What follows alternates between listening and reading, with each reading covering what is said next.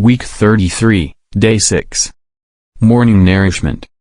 Daniel 10:5-6. I lifted up my eyes and I looked, and there was a certain man, clothed in linen, whose loins were girded with the fine gold of Uphaz. His body also was like beryl, his face like the appearance of lightning, his eyes like torches of fire, his arms and his feet like the gleam of polished bronze, and the sound of his words like the sound of a multitude. The excellent Christ, the centrality and universality of God's move on the earth, appeared to Daniel for his appreciation, consolation, encouragement, expectation, and stabilization. First, the excellent Christ appeared in his priesthood for taking care of his chosen people.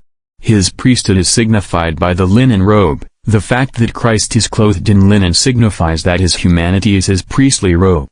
At the time of Daniel 10, Christ himself, God's centrality and universality, was a priest taking care of the children of Israel in captivity. Second, Christ appeared to Daniel in his kingship, signified by the golden girdle, for ruling over all the peoples.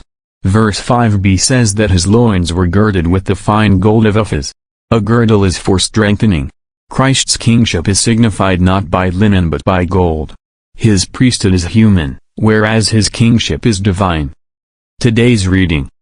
Furthermore, for his people's appreciation Christ appeared also in his preciousness and dignity as signified by his body being like beryl. The Hebrew word for beryl could refer to a bluish-green or yellow precious stone. This signifies that Christ in his embodiment is divine, yellow, full of life, green, and heavenly, blue. Furthermore, Christ appeared in his brightness for shining over the people. His brightness is signified by his face being like the appearance of lightning. Christ's enlightening sight for searching and judging is signified by his eyes being like torches of fire. Christ also appeared in his gleam, of polished bronze, in his work and moves, tested by people and testing people. In typology, bronze signifies God's judgment, which makes people bright. God's judgment is a kind of trial. Christ was judged, tried, by God, and God's trial and judgment made him bright like polished bronze. Such a Christ is the one who has been tested by others and who also tests others. Finally, Christ appeared to Daniel in his strong speaking for judging people. His strong speaking is signified by the sound of his words being like the sound of a multitude. Christ is precious, valuable, complete, and perfect. As a man, he is the very centrality and universality of God's move to carry out his economy. He is so precious, bright, shining, enlightening, and testing. As the priest, he is taking care of us, and as the king, he is ruling over us.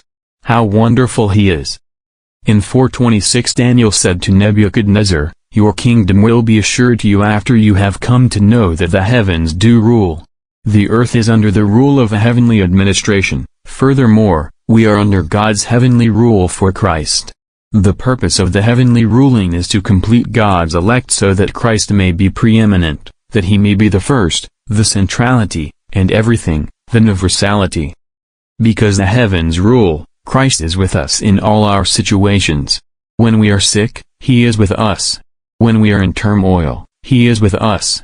We all need to learn three things: that this universe is under God's administration, that God's intention in his administration is to make Christ preeminent, to cause him to have the first place in everything, and that for the accomplishment of God's intention, we, his people, his elect, must give him the best coordination and cooperation.